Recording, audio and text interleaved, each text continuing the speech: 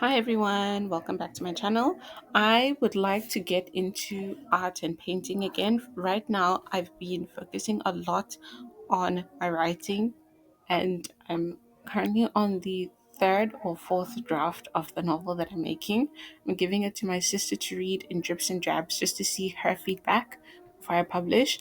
But then something in me is just like, don't you want to get back into painting? Like the last time I painted was like almost like 9 years ago when I took it in high school.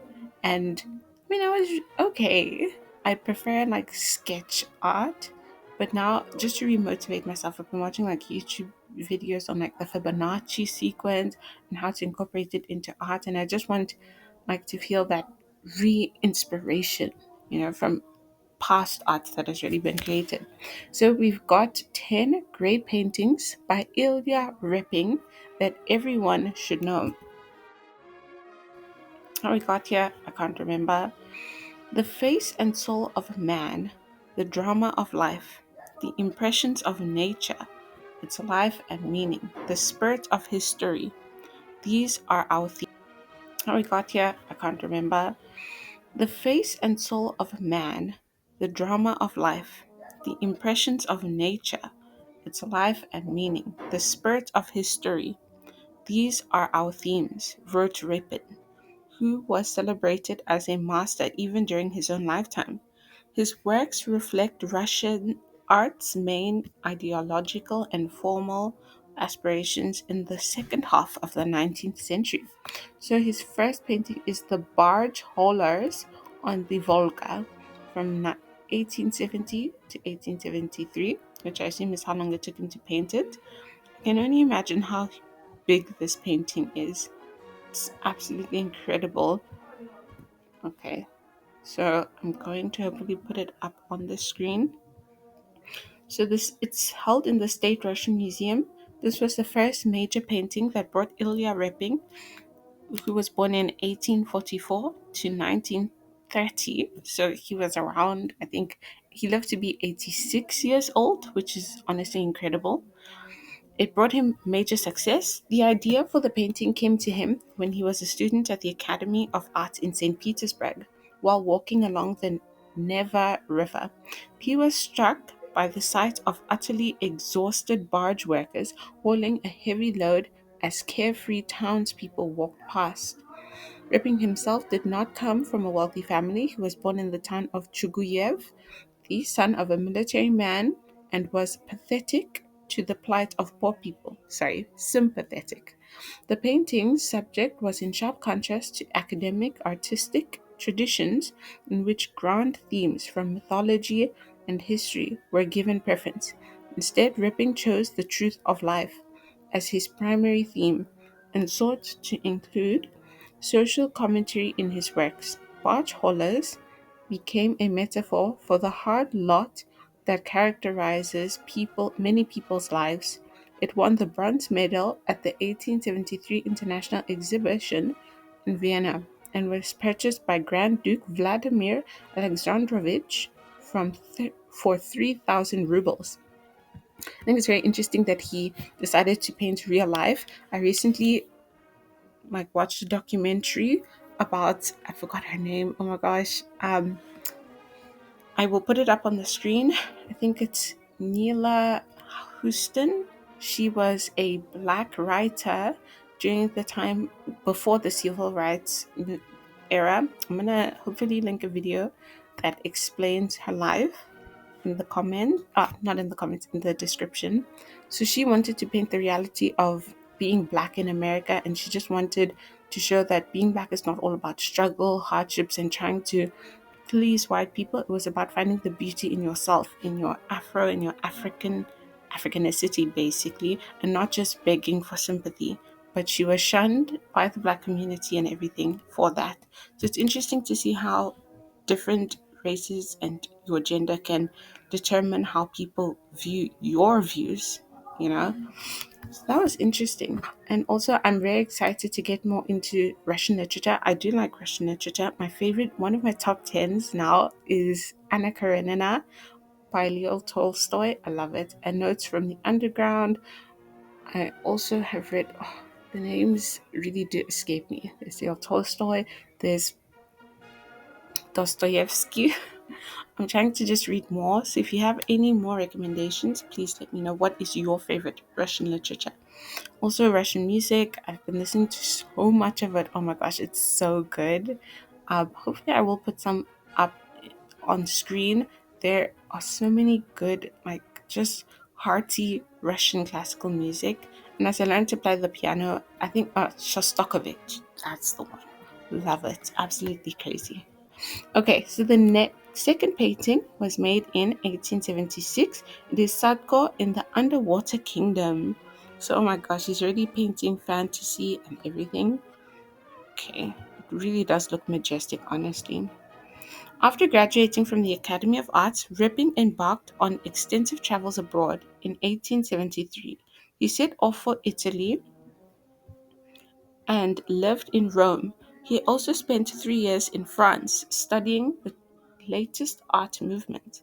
And although Ripping did not embrace Impressionism, he did carefully study this new style. While abroad, he meditated on the traits of Russian national character and painted Sadko, which clearly expresses the titular Russian fairy tale hero's rejection of foreign beauties. And although Repin himself regarded the work as a failure, the painting does demonstrate how his views on art and life were taking shape. The third painting is Religious Procession in Kursk province, made in 1883. Wow, it's just so dynamic and there's so much going on. I can't believe that this is a painting. It literally looks like a picture. Wow, there are some people that are absolutely truly gifted, but I do think that him going to art school really did nurture his talent already. So I feel like follow your passion and get the job done. But I know that that's not always the reality. He had the privilege of being able to do that when there are so many talented people that cannot afford to follow their passions. So, in this painting, Ripping once again provides criticism of social inequality in his work. The painting amazes the viewer with its wide variety of different people. From more than 70 characters emerges a cohesive picture of the life of the people. Religious Procession was met with a mixed reception among Rippin's contemporaries. Some believe that the painting finally established his reputation as the leading Russian artist, while others saw it as a biased interpretation of Russian life. Then his fourth painting is Ivan the Terrible and his son Ivan, 16 November 1581. It was painted between 1883 and 1885. Oh goodness, the colors are so incredible. Okay, so it is believed that Repin intended this painting to parallel the tragic events of 1881, namely the assassination of Tsar Alexander II and the execution of members of the Narodnaya Volya, the People's Will, revolutionary organization. Depicting the actual events would not be permissible at the time, and so instead, Ripping used a historical parallel to represent what was happening in the present. Nevertheless, the painting provoked the ire of Alexander III, who personally issued orders banning it from being exhibited.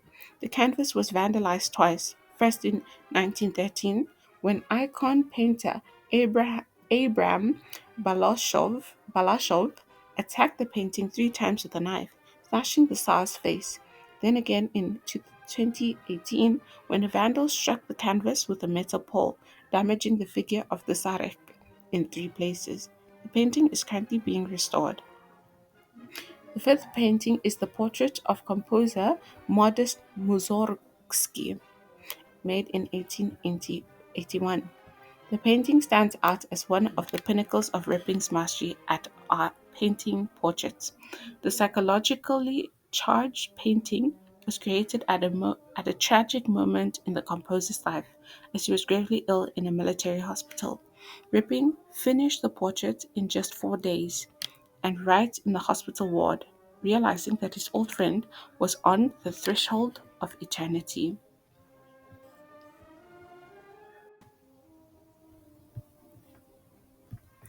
The next painting is the portrait of Pavel Tretyakov in 1883. This is one of two portraits of the famous collector and founder of the Tretyakov Gallery that were painted during his lifetime. When Tretyakov donated the gallery to the city of Moscow, his private collection contained 1,276 paintings, 471 drawings, and 10 sculptures, as well as 84 works by foreign artists. Tretyakov didn't like posing and only agreed out of respect for Repin.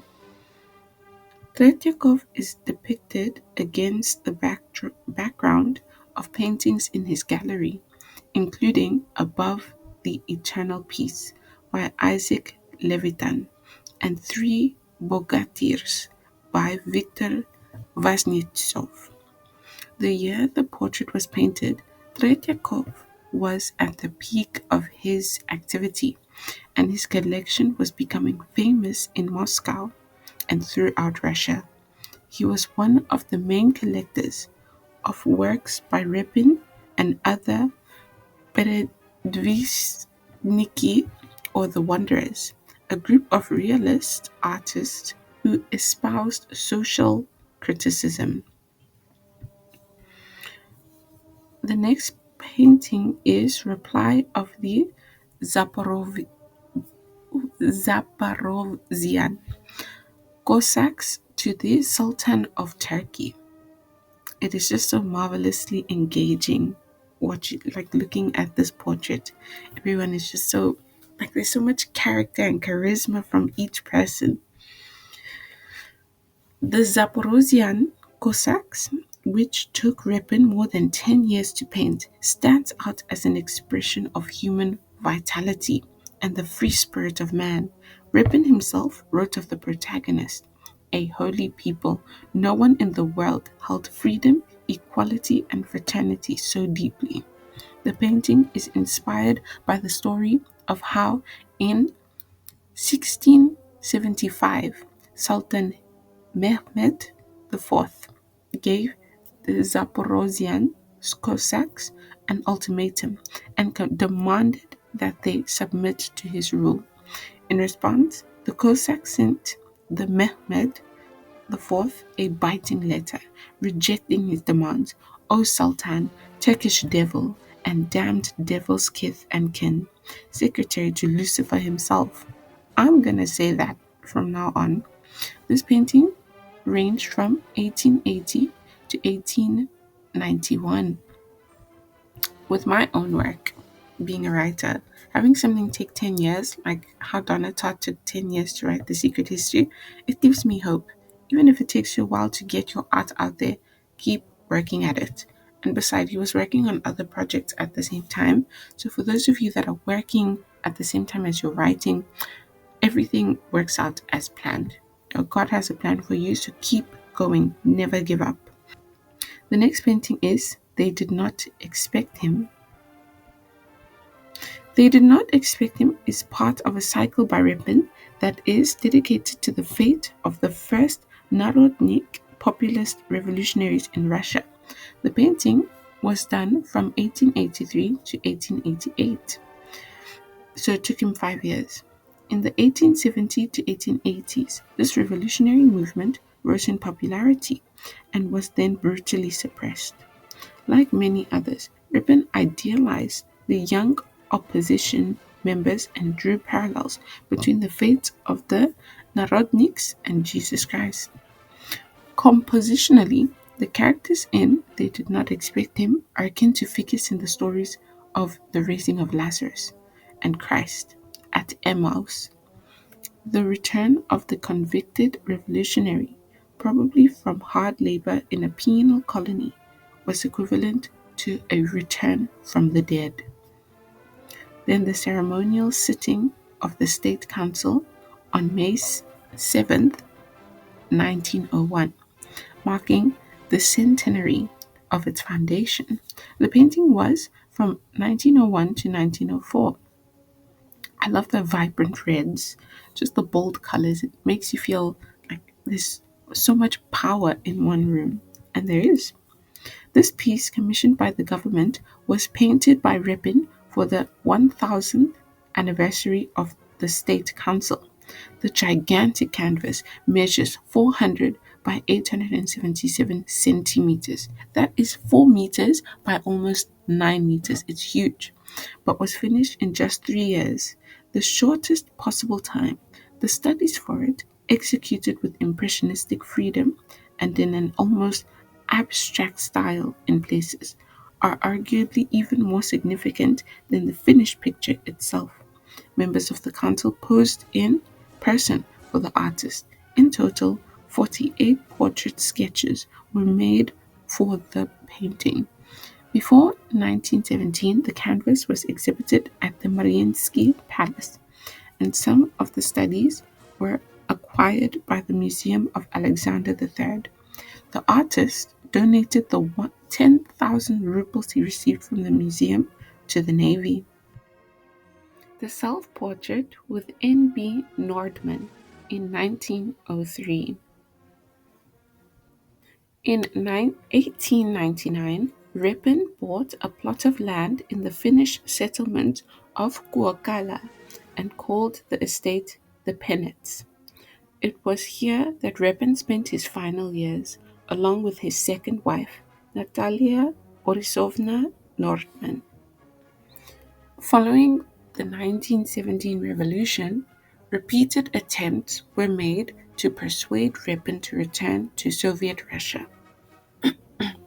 However, he never accepted the new authority and remained until the end of his life in Kuokala, where he died in 1930 at the age of 96. The 175th anniversary of the Russian master, whose works are displayed in museums throughout the world, is being marked this year with a retrospective exhibition on 3 floors at the Retyakov Gallery on Krymsky Val. The exhibition opens on March 16th and will run until August 18th, but this was as of 2019. And we would have thought that now in 2025 we would have the Russian Ukraine war and everything going on. So please keep everyone in the world in your prayers. Thank you so much for watching the video.